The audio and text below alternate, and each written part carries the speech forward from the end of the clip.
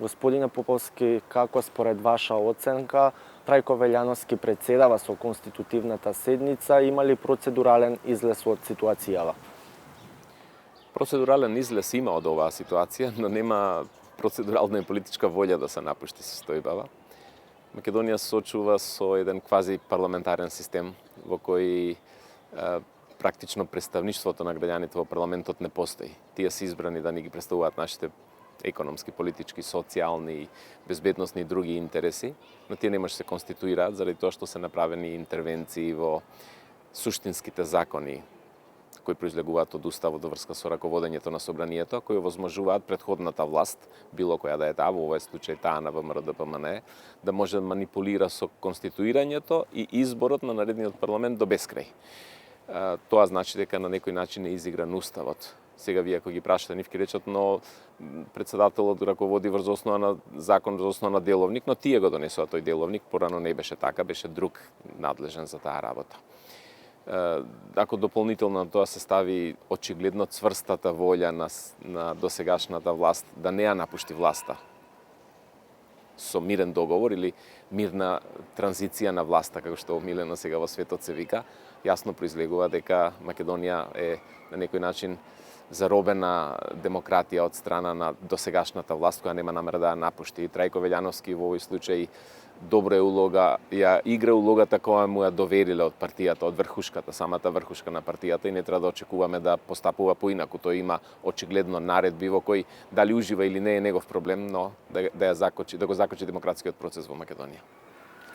Пораките од Европската заедница остануваат непроменети, но од друга страна имаме непроменети ставови и од председателот Ѓорѓе Иванов, но и од ВМРО-ДПМНЕ. Што понатаму?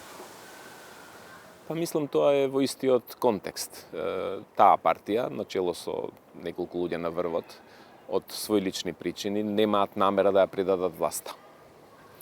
Дури да има 80 мнозинство на нечија страна, тие ќе ја контролираат со институциите кои ги имаат за поседнато. Да појаснам што мислам под институции. Обвинителство, судство, полиција, армија, органи за прогон, инспекции, кој и да има друго мнозинство, се додека не се случи некој друг вид на притисок врз нив, кој е надвор од изборни резултати, нема да ја дадат власта. Во таа игра е вмешан и Ѓорѓе Иванов. Тој очигледно дека си го толкува уставот на свој начин. Жален е фактот што е професор по правни или политички науки, сеедно. Секој малку учен човек може јасно да го протолкува уставот, што е неговиот мандат и на кого треба да го довери мандаторството за состав на влада, но тој тоа одбива да го прави.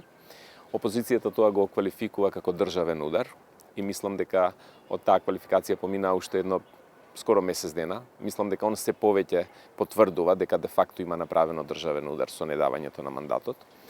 Во рамките на таквиот државен удар ВМРО-ДПМНЕ супер се надоградува со држењето на парламентот под своја контрола, да не може ништо понатаму да направи, а во меѓувреме извршните органи и институциите кои ги споменав да си продолжат да си ја вршат таа работа што тие си ја зацртале, односно нешто да кријат, нешто да не дават да се расчисти и некои работи исто така да ги направат.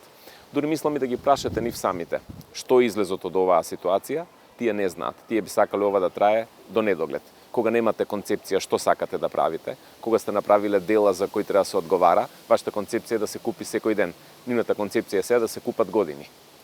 И во таа функција мислам дека и парламентот начело со Велјановски и тоа мнозинство таму претходно кое сега ги контролира институциите, вклучувајќи го председателот на државата, само играат улогата што им е зададена. Дали нови предвремени парламентарни избори може да бидат решение на политичката криза? Моето прашање е обратно. Што би требало да донесат новите парламентарни избори? Нови парламентарни избори се бараат обично кога никој не може да состави влада. Кога имате парламент во кој заради 3-4 партии меѓусебно со спротивни концепции не можат да состават една влада, секој со секого има и блискости, но и различитости. И во тој случај се оди на избори за да се создаде некое ново мнозинство прифатливо за некој. Во нашата држава имаме мнозинство, бар декларирано од страна на 3-4 партии колку се во новата коалиција со мнозинство од 67. Јас колку што паметам во Македонија мнозинството било и помеѓу 61, 2 до 60, па и до 80. Значи нови избори би биле потребни за да се добие мнозинство. мнозинство има, што значи нови избори се потребни само на оној кој не сака да ја предаде власта, со цел да најде нов изговор што да прави. Второ, Македонија има историјата од 10 години на недемократски избори, кои се докажани со обвинителски судски процеси, со ова што го слушавме, во кои злоупотребите на изборниот процес се драстични, значи личат на најнедемократските режими во светот во историјата на 20 век. Ако сега повторно се препушти таа политичка партија сама да ги прави изборите, затоа што во моментов институциите се повторно запоседнати, не само што не треба да содржат, туку и немаме гаранции, сваќајќи што се случува ако го немаат мнозинството, дека нема да бидат ниту фер, па јас се плашам дека нема да бидат ниту мирни. Значи сега најголем интерес на Македонија не да се држат нови избори, за да се бара ново мнозинство, додека не се освојат некој што води инае, туку да се конституира власта со мнозинството кое веројатно ќе се конституира, иако и нивната изјава е дека треба мандатот, па после ќе преговараат натаму. Дали е можно ескалирање на состојбите и предизвикување на конфликти од пошироки размери? Македонија има веќе конфликт, со тоа што тој конфликт не е насилен. Иначе конфликтот е многу сериозен, тој е политички конфликт. Како што веќе кажавме, значи имаме ситуација на институции кои се однесуваат вонуставно.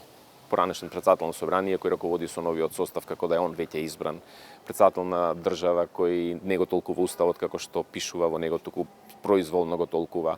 Поранешна извршна власт која веќе година и пол скоро, да не забравиме, имаме премиер година и пол кој е технички, имаме влада која веќе 6 месеци техничка од распишувањето на изборите таму некаде во октомври. Но тие си носат уредби, си владеат, си распределуваат средства, се задолжуваат во државата и така натаму. Значи дека ние имаме една ситуација многу интересна во која нема да можат да нема да сакаат да ги конституираат органите. И од тука тој конфликт, претпоставам дека суштината на нашето прашање дали може да стане брутален, да стане не само политички, туку и физички, мислам дека тоа е сценарио што го посакуваат оние кои во некаков таков поширок конфликт, најмалку ќе биде важно на луѓето што тие направиле со некои избори, со некои пари, со некои корупции, туку ќе биде поважно да се врати мирот. Тоа тие го посакуваат и треба многу внимателно. Очигледно е дека меѓународната заедница како да дигнала раце од Македонија.